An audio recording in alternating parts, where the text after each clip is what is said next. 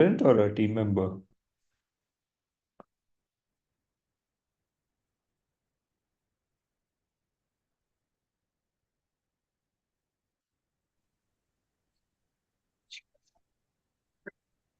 Sorry, can start, sir. Okay. So good afternoon. Uh, so we'll be starting with your second part of hematology. And today, especially, we'll be covering WBCs. So WBCs, a lot of things that we learned today will be important for your differential count in practical. All the questions that will be asked related to that. On top of that, there'll be, short notes on hemopoiesis by itself, of which part of this is there. Leukopoiesis also you can talk about. Then one of the most important questions from this will be your WBC, how it acts, especially the neutrophil activation, killing, the steps in that.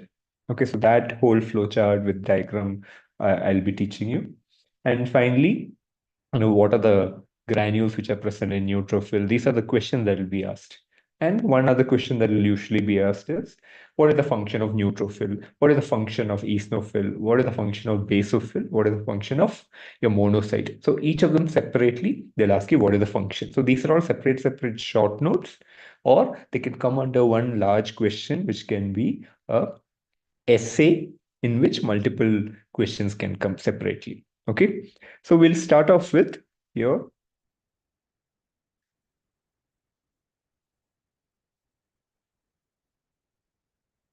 discussion about your WBC. So the first thing is the hemophoiesis part. We'll try to understand what exactly are the WBCs which are involved. We can start from your pluripotent uncommitted stem cells, which becomes a committed form. So this much we know from your RBC class. So initially, what is it? A pluripotent. And it is uncommitted. This pluripotent uncommitted will get committed. So what is it going to commit itself to? Either it can go into myeloid or a lymphoid, both of which will produce different types of WBC. So it can go into a myeloid or it can go into a lymphoid series. Now, the one which goes into the myeloid series, it can either be a granulocyte type. That means you'll visibly be able to see multiple granules in them. The ones without granules, the agranulocytes, include one under the myeloid series, the monocyte, and under the lymphoid series, we have your T lymphocyte and B lymphocyte.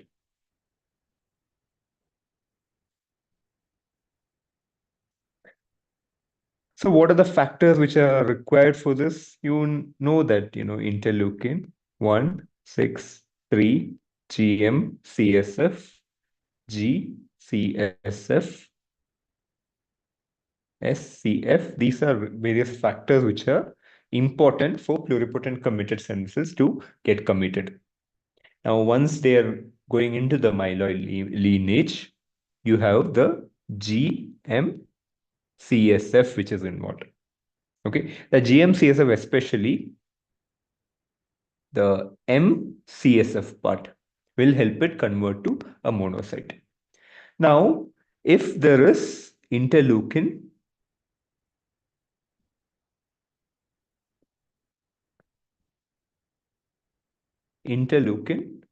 4 and interleukin 3, this can become a basophil. And if there is presence of interleukin 5, this becomes an eosinophil. This is important because a lot of MCQs come. Say, for example, I'm giving an example, okay, of a question. There is presence of interleukin 163, GM, CSF, interleukin 5. Which among the following is going to be the WBC that is formed? So the answer is going to be eosinophil. Okay, instead interleukin 163, GM, CSF, MCSF. The answer is going to be a monocyte. So MCQs come from this in different ways. And instead of this, if it is simply your GCSF, it'll give you a neutrophil. So what do we have here? It gets committed into a myeloid lineage. If MCSF is there, it becomes a monocyte. If GCSF is there, it becomes a neutrophil. If interleukin 4 and 3 is there, it becomes a basophil. Interleukin 5 is there, it becomes a eosinophil. Okay. Lymphoid series is a little more complicated than that, but just to simplify, interleukin 7, for now, you can think of only this much. Both T lymphocyte and B lymphocyte is formed from interleukin 7. When we talk about immunity later on, that time we'll go into more complicated bits regarding that. Now, the next question, after this hemopoiesis steps are done, the next question is, with a neat label diagram, draw the different types of WBCs and explain the differences between them. This is important for your practical as well. Very important for your differential count practical exam. Okay, and also for theory. So now you have to know how to differentiate them and be able to draw them. So what you have to do is, one, you put the size of it. Okay, so if this is the size of a RBC, your size of an RBC is this much. Almost double the size of the RBC, you put a cell like this. Okay, now both the neutrophil, basophil, and your eosinophil are all similar size. Okay, your monocyte, on the other hand, is going to be much larger in size compared to that. Okay, now your lymphocytes, which are there, those lymphocytes actually are of two varieties. Both the T lymphocyte, B lymphocytes are actually small lymphocytes. Size-wise, they do not differ much. B is slightly bigger, but it does not differ much. You all often tend to hear another type of lymphocyte, which is large lymphocyte. So what exactly is a large lymphocyte? It is just a activated lymphocyte. So all of these lymphocytes which get activated, they become large lymphocytes. Okay, so when you're drawing a small lymphocyte, it is gonna be around the shape of size of the RBC. Okay, when you draw a large lymphocyte, it will be similar to that of the granulocytes we were drawing earlier. Okay, so just size wise, neutrophil, basophil, eosinophil, large lymphocyte are similar size. Okay, small lymphocyte is half the size of that, almost similar size of the RBC. Monocyte is bigger than all of them. Okay, so that is regarding the size of it. Then we'll go on to further details about the nucleus. In neutrophil, there can be multiple lobes. So I'm just drawing 3. It can even be 2. Okay, so this is where you have to understand everything that is 2 is not basophil, eosinophil. It can also be a neutrophil with 2 lobes. Basophil, on the other hand, has only 2 lobes, so it is bilobed. And similarly, a eosinophil is also bilobed.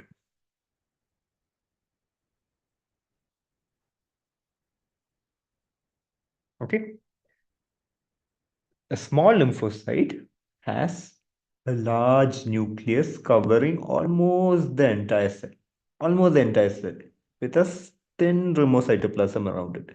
Okay, so almost the entire cell is covered by large nucleus.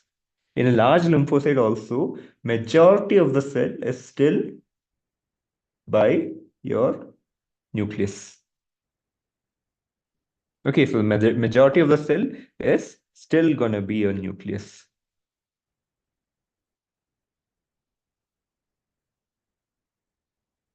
Monocyte, on the other hand, is kind of similar to a large lymphocyte. Only thing is size is of course bigger. But when you look under the microscope, oftentimes you tend to confuse a large lymphocyte from a monocyte. This generally has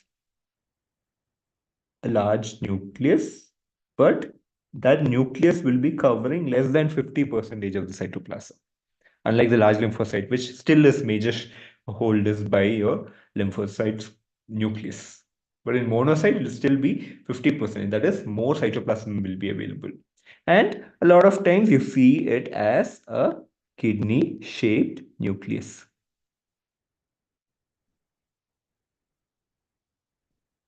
Okay, so this is regarding the nucleus. Now we'll go into the cytoplasm and understand what is the difference between them. The first thing is a neutrophil. So these three are granulocytes. So neutrophil, you'll see very fine granules like this. Fine granules. Okay, the neutrophil has fine granules. So these are the things you need to differentiate. Fine granules. On the other hand, if you see a basophil, you will have coarse, bigger granules like this, and it'll cover the entire cell, including on top of the nucleus. So sometimes, it'll be difficult to see the nucleus, but you'll still be able to spot behind it. Okay, so that'll be a basophil. Eosinophil is similar, a coarse granule, but it will be eosinophil, which is reddish orangish color, and usually will be on one side of the nucleus. This is how you will see it. So a neutrophil will have a fine granule, multilobulated, bilobed, with large bluish to purple granules, that is the basophil, almost covering the entire cell, including the nucleus. Eosinophil will have eosin stained, reddish orange granules, which are again coarse granules, and they are still bilobed. And these three things are agranular. So they do not have any granules which are seen. So they'll have again a cytoplasm which is thin and bluish in color. Here also you'll see a cytoplasm which is thin but still bluish in color. Cytoplasm will be seen. Okay, almost clear cytoplasm.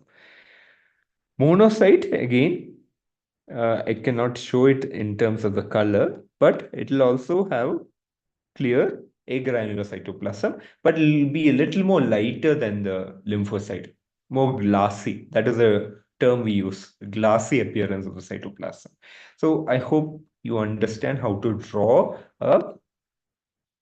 different types of your lymphocyte. Okay, so always draw RBC and compare the sizes, shapes, and what are the distinguishing factors between them to identify each of them separately. Okay, so two questions we completed. One, part of hemopoiesis. Okay, second is with neat label diagram, draw each of them separately. Okay, now we will come to understand what is the percentage of that. So this is around 50 to 70 percentage neutrophil. Basophil is usually less than 1 percentage. Eosinophil 1 to 4 percentage. We have monocyte, which is around 2 to 8 percentage. Your entire lymphocytes will be 20 to 40 percentage. Okay, and your total WBC count will be 4,000 to 11,000 cells per millimeter cubed.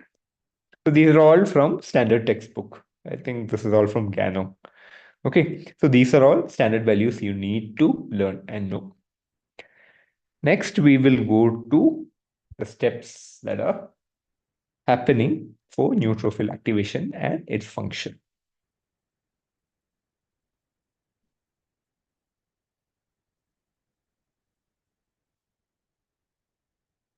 So I'm drawing a capillary and putting the endothelium over here.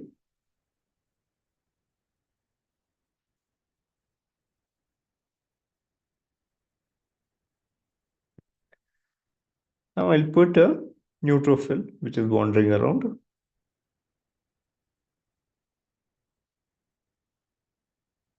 And it has fine granules also. Okay. So somewhere outside, beyond this, we have the extracellular fluid, which is there. This plasma is there, interstitial fluid is there, and here we have the various cells which are there. So imagine from outside, right now, a foreign cell has come and causing problems over here. That is one of the things that is going to recruit a neutrophil, like especially acute stage response is neutrophil. Acute. Okay, more chronic setting, your lymphocytes are involved. But in an acute setting, your neutrophils are very essential.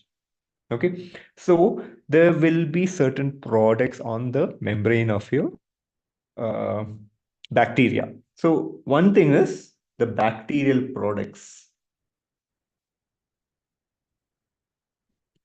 Like for example, N-formyl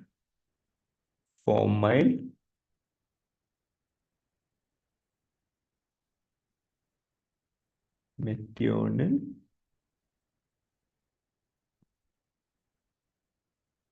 Okay, there is a particular component in the bacterial wall which can get detected. That is one thing. Second, because of this, some sort of injury is happening to tissue. That will result in release of certain factors. Like in complement system, one thing is C5A. Another thing is a product called leukotriene B4.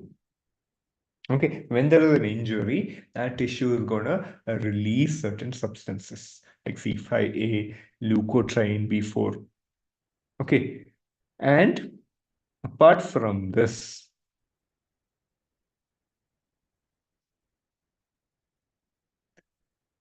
the first thing that is going to happen is something called antigen presenting cells will come and bind to this. Okay, so locally present macrophages and all, monocytes become macrophages and they come to this local area. And they first take it up so that they can understand what type of a cell it is. They're called antigen presenting cells. One example is your macrophage. Okay, so these antigen presenting cells, one example is macrophage. That once it attacks this and understands what it is, that will send a group of signals outside. Okay, that signals include one, your interleukin 1, TNF, alpha, interferon, gamma, and even your GM-CSF to increase the production of WBC. Okay, apart from that, certain other chemokines are also there, like lymphotatin,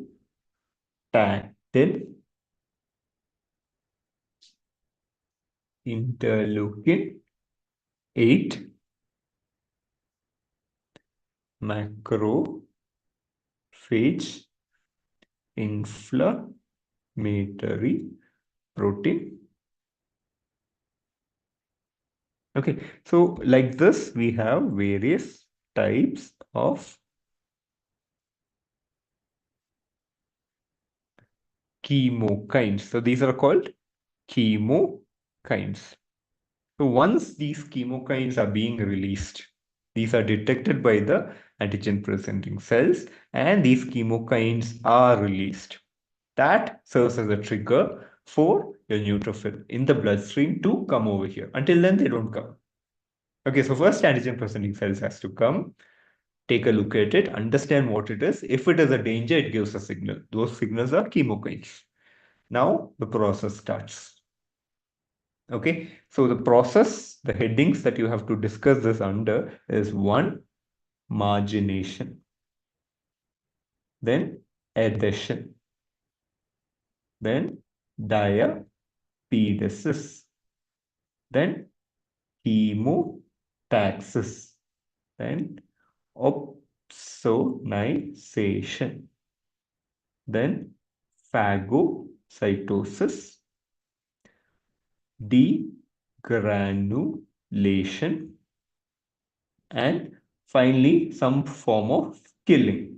That killing can be either non-oxidative or oxidative. This can come as a separate short note. Short note on oxidative, non-oxidative killing by neutrophil. Okay, so these are the various headings under which you can discuss about the neutrophil activation and function. Okay, so we'll go to the first one, margination. So what you have to understand is on the top of your neutrophil, there is a particular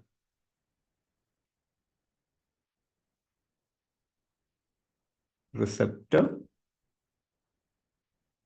Okay, so on the endothelium, there is a selectin. Since it's an endothelium, it's called E-selectin. And corresponding to that, there is a particle called silyl levis.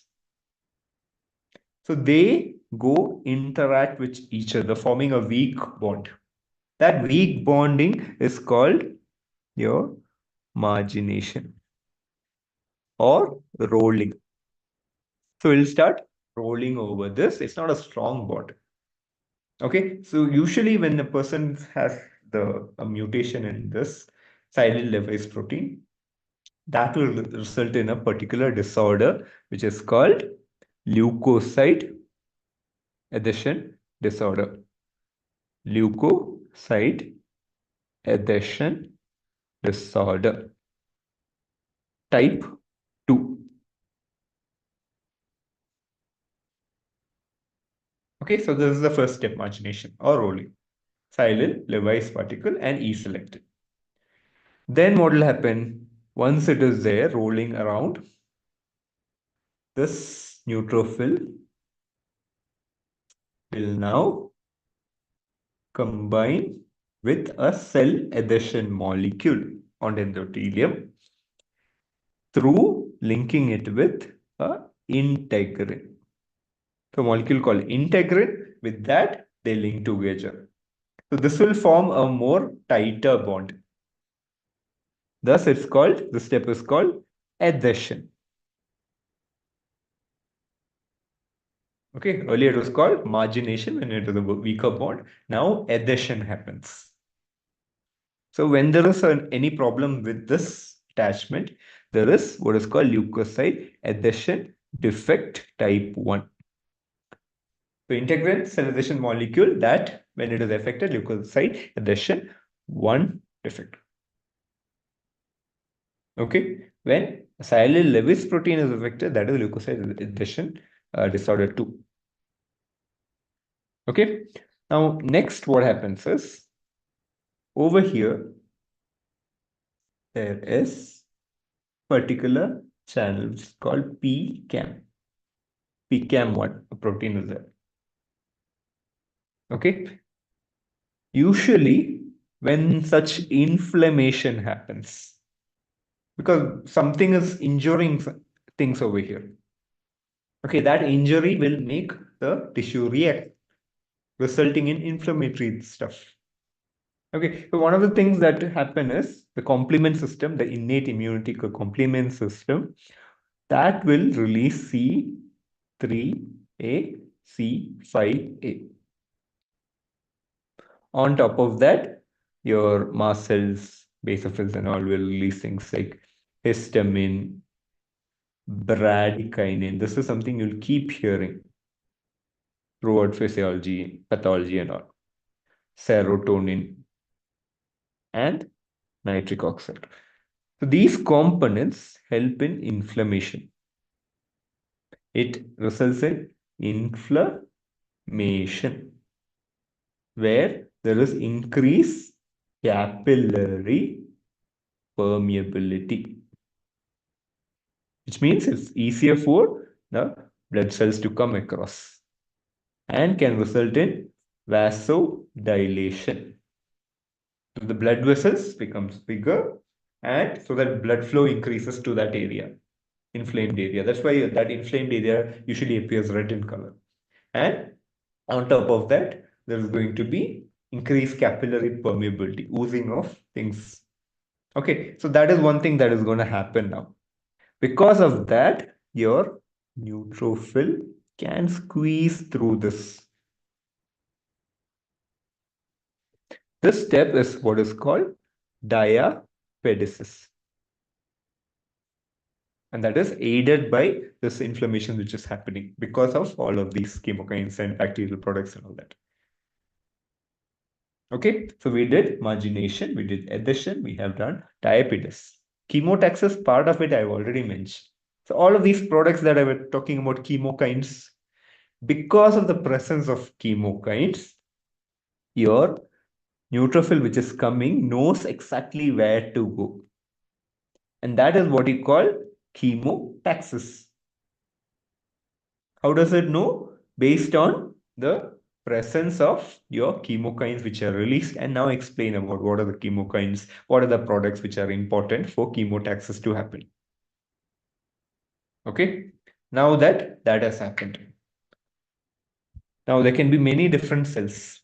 How does your neutrophil know, okay, this is the cell I need to attack for sure? Because what if it accidentally goes and attacks something else, like itself, which should not happen? Okay, so that is where your antigen presenting cells usually do something smart. They put a tag on this. Okay, that step is called, this is called opsonization. So earlier we were saying C3A. Instead of that, a component of complement like C3B and IgG. These words will make more sense after immunity is done. Okay, you might not understand it completely right now, but keep going with it, write down the notes. Eventually, when you do immunity at that time, it'll start making more sense. What the C3B, C3A, what does all this mean? Okay. So now what does it do? It tags that, okay, using C3B, IgG and all. So thus, this guy knows exactly where to go and attack. Okay. And now chemotaxis is done, opsonization is done. It is ready for phagocytosis. Ready for phagocytosis. And your neutrophil, which has come over here, that's its various granules. And this is over here. One of the things that is going to happen is actin polymerization in phagocytosis. First, this is attached to some ligand. It detects it. Actin polymerization happens and pseudopods are formed. And this is going to get engulfed inside. And there will be not much fluid in it. If fluid was there, that will be pinocytosis. Instead, this is phagocytosis. So without fluid in a small chamber, phagosome, it is formed.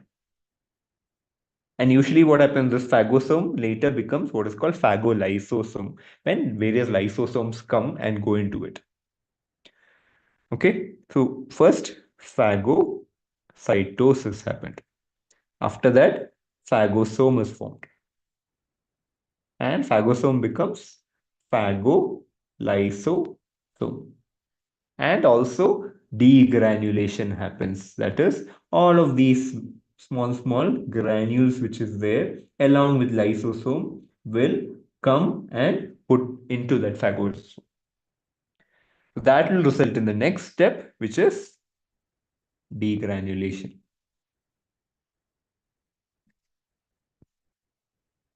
Okay, so degranulation happens.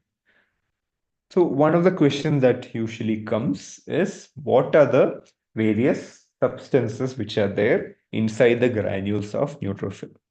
This by itself like this comes as a question. Okay. So your neutrophil has a primary granule, a secondary granule, a tertiary granule. Three types of granules are there. Okay. Now, first we'll talk about things related to just the easy version I'm just showing you. Okay, later I'll show you the full list for you to learn, but just the basic thing that you need to know. Okay, that I'm going to show you. So first I'll talk about things that will be required for oxidative damage.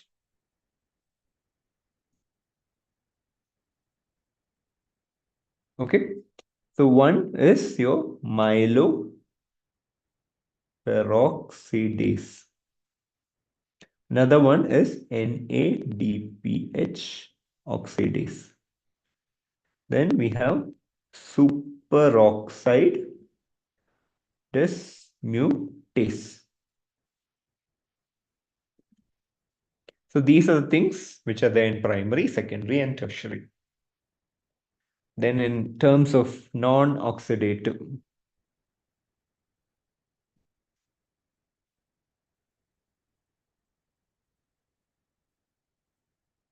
we have various types of hydrolase. Something called defensin. Secondary, we have lactoferrin. We have catalase over here.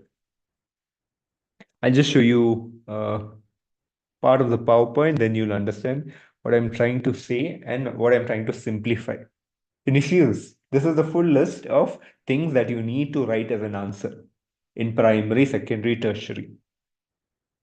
If you are finding it difficult to remember all this, at least the important points you should remember.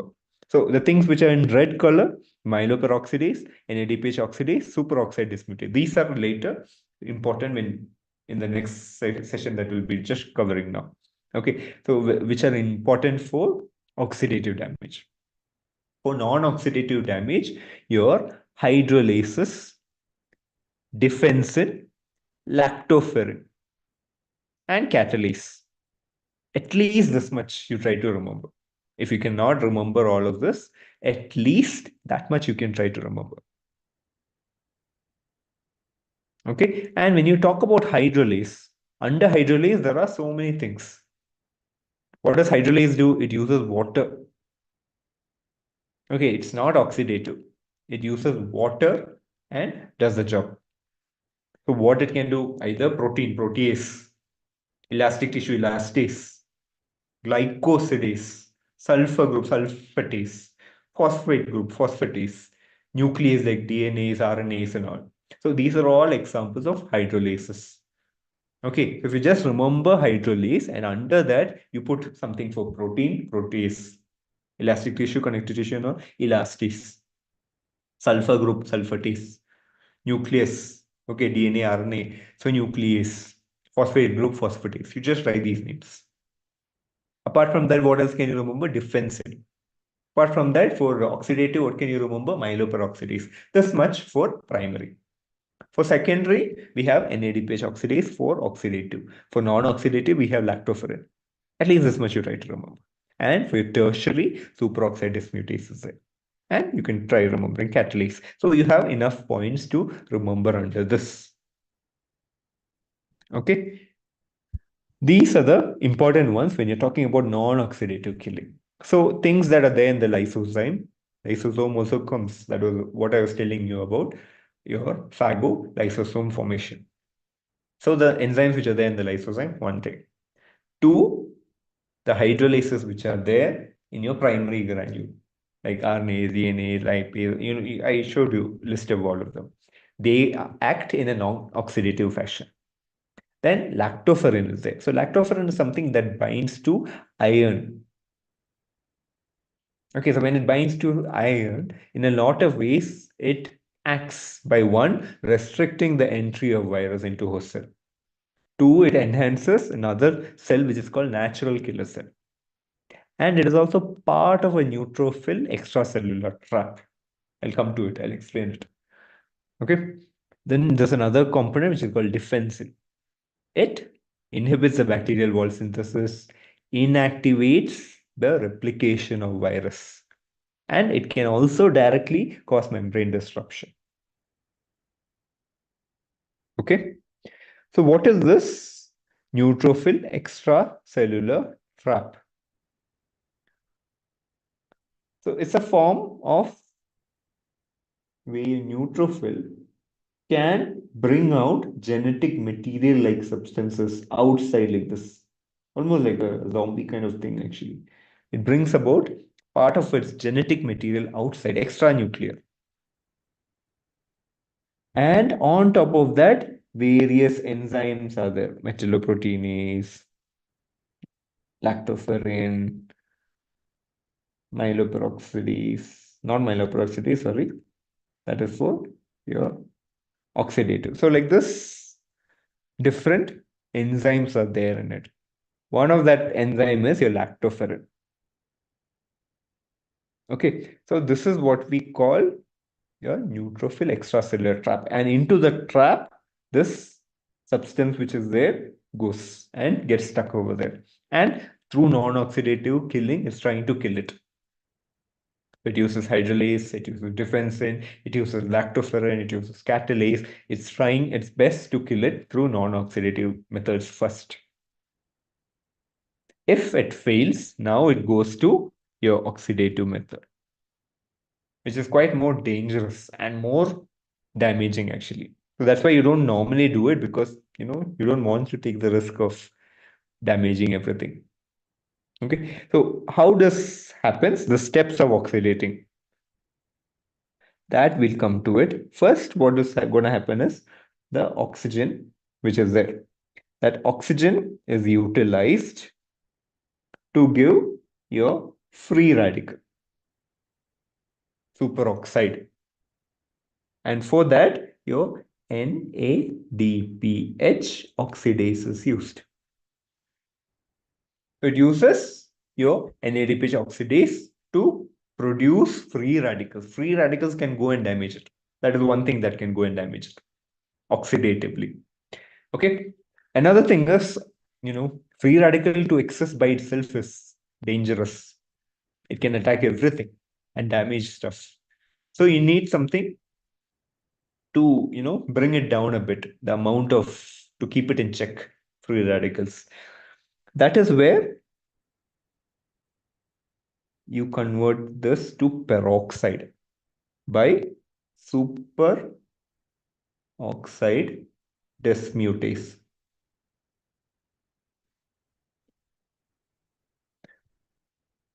So you form free radicals, superoxide. That superoxide, through superoxide dismutase, you make it into a peroxide. Okay. So when we covered superoxide dismutase, we covered NADPH oxidase. Now what is going to happen? This peroxide by itself, through two different processes. One is non-enzymatic process, which is called Haber-Weiss reaction. Through that, it can form hydroxyl free radicals. This is again another thing which can damage attack stuff. Okay. In a similar fashion, another method called Fenton reaction. In Fenton, what happens? Fe3 plus is used. It's converted to Fe2 plus, and through that, from peroxide, your hydroxyl radical is formed. So on one hand, you can produce superoxides, or you can, the superoxides which are produced can now brought down to peroxide level, which is still manageable to a degree. That peroxides are converted to hydroxyl through Haber-Weiss and Fenton. So we have more free radicals to do damage. Apart from all of this, the most powerful of them lot is the next step, where this peroxide can be converted to hypochlorite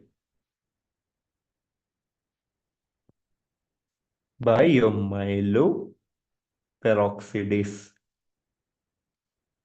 which is in your primary granule. And this hypochlorite, this is also another free radical. So oxidatively, you can form a hypochlorite, you can form a hydroxyl free radical, you can form a superoxide. And using this now oxidatively, they try to attack and damage whatever components are there.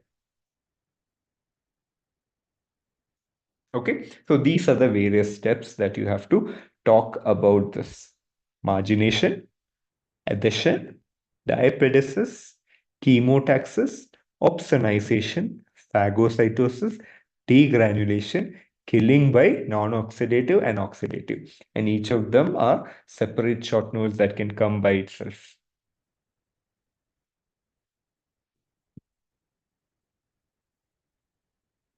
Now I'll just show you this one part. Okay, because I was telling you functions of neutrophil. Now you know all of those things that I was telling you. Functions of eosinophil. What are the functions of basophil? What are the functions of monocyte? What will you write under this? So function of eosinophil, major function is in scenarios of inflammation. Okay, so when an inflamed area is there, most of the problem is caused by your mast cells and your B cells actually. Your B cells, mast cells create most of the problems. And then what do? They release a thing called eosinophilic chemotactic factor. Okay, so B cells, mast cells, they release eosinophilic chemotactic factors, which attracts eosinophil inside. So now eosinophil has come in. What does it do? There is an inflammation there. There must be a source for inflammation. So you find that source and detoxify that substance which is producing inflammation. How does it do it? One, if it is an allergen antibody complex, it will go and engulf it. Usually you see one antigen is there, against it an antibody is formed. Now that reaction is happening, things near it get inflamed. Okay, we should try to prevent it, otherwise it should not keep on spreading. So eosinophil will come and engulf this complex. And it forms the area around it, which helps prevent the inflammatory process. So this is one of the functions of eosinophil in terms of your inflammation. Okay, they detoxify inflammation-inducing substances, prevent the spread of inflammatory process, and engulf allergen antibody complex. Next function is in juvenile parasites. So this oxidative, non-oxidative neutrophil, all that I was talking about, that is of course effective against bacteria and all that. But if parasites come, much larger components, it is difficult to attack some of them. That is why your eosinophil is coming, because they have one modified granules of the lysosome. They have a special thing called eosinophil peroxidase. Most important is this major basic protein, which is larvicidal polypeptide, which is there, which is special in eosinophil. So eosinophil has major basic protein, which is a larvicidal by itself. And it has eosinophil peroxidase. And a modified granule is there for the lysosome. And also on top of that, eosinophil cationic protein. Okay, so if a question of what are the functions of eosinophil comes, you can describe it using all of these steps. Next, if a function of basophil is coming. So basophil has mild phagocytic activity, not that important. Major phagocytic, as we saw earlier, was macrophage. Macrophage, in fact, is from a monocyte. Okay, so that is a major phagocytic activity. So basophil has mild phagocytic activity. But what does it do? It goes to an area and causes a bit of an inflammation and then calls eosinophil using eosinophilic chemotactic factor. So that is another function of basophil. Then whenever there is, the immunoglobulins, there are different types of immunoglobulins, IgA, G, M, D, okay, different types of immunoglobulins. One among that, IgE. When is IgE is involved? Whenever there is a allergic response, actually. Okay, some sort of allergic response. For example, some people, you must be noticing that, pollen allergy and they start sneezing and all that, very easily tearing up and all. So in their body, basically what is happening, this IgE antibodies are increasing during that time. That is because of your allergic manifestations by your mast cells and basophils. What do they secrete? Histamine, bradykinin, serotonin, like we were talking about earlier, and slow reacting substances of anaphylaxis. Okay, so all of these things are released. Then they liberate heparin and they also activate a hormone which is called lipoprotein lipase. So what do they do? One, causes inflammation. bihistamine, bradykinin, serotonin, slow reacting substance of anaphylaxis, liberate heparin, activate lipoprotein lipase. So a lot of damaging kind of things is what it does. And then it gives a eosinophilic chemotactic factor to call the eosinophil. And it has, to a degree, a mild phagocytic activity. These are the functions of basophil. When you talk about monocyte, this is what is actively involved in phagocytic. So initially we saw, so monocytes are there. It can be inside the blood vessel or it can go into the tissue by itself. Okay, so it can either be in the bloodstream or it can go into the tissue where they get activated and become macrophage and become tissue macrophage. So they basically patrol the entire body, like, first line of, police stations, which are the patrol officers which are roaming around. Okay, and they result in phagocytosis and do the initial things like chemokines being released, call everybody else, understand, okay, this is a threat, I'm calling you. Okay, like for example, certain types of disorders, okay, certain types of antigen, whatever is coming, you have to call eosinophil. Certain things you have to call neutrophil. Certain other things you have to call lymphocyte. Who decides that the first antigen presenting cells? Okay, so this is involved in active phagocytosis. Apart from that, antigen, any sort of antigen, that is processed first. That was something I was telling you, antigen presenting cell. So that antigen is processed and presented to immunocompetent cells. That is also a function of this, apart from active phagocytosis. It has the ability to kill tumorous cells actually. Okay. And again, by, different cytokines which are released, it can recruit additional cells. So that is it about WBC, the important parts we had covered. Okay. What was it again? Hemopoiesis, the steps in hemopoiesis. Then the diagram of each of them and how to spot the differences. Third, we talked about the different steps like margination, adhesion, diapedesis, chemotaxis, opsonization, phagocytosis, degranulation, oxidative and non-oxidative killing. Okay, first non-oxidative, then oxidative killing. Then what is the function of basophil? What is the function of eosinophil? What is the function of your monocyte? With that, we can cover everything that is going to come from your WBCs. Okay, so now I'll just talk about, why choose Auricle, because Auricle has a set of recorded classes which are made available. The entire topic is covered in detail, around 100 hours of lectures are there. And, you can look at it at your own convenience and time.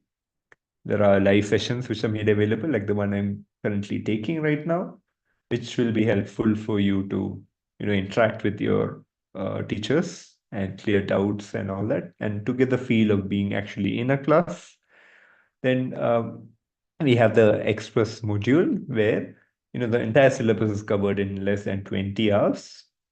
So it helps you prepare for your exam and you get to know which are the important questions and how to write the answers and all that. Then there are one-to-one doubt clearing sessions. Hard copy notes are also available. So these notes are simplified for you to study at a much at ease actually. And it is filled with, trivias, multiple choice questions, fill in the blanks, diagrams and all that. There are various question banks which are there of different difficulties. And of course, it's not only going to be important for your university exam, but also for the future in your entrance examinations as well. Practical sessions are also included in your pre-recorded sessions. These are the various subscription plans which are available. Okay, you can use my code Dr. Shakthinag 20 for discount on subscription. So thank you for watching. These are the various social media handles of Auricle. You can contact if you need any help. Okay. And you can download the app on the Play Store. So thank you.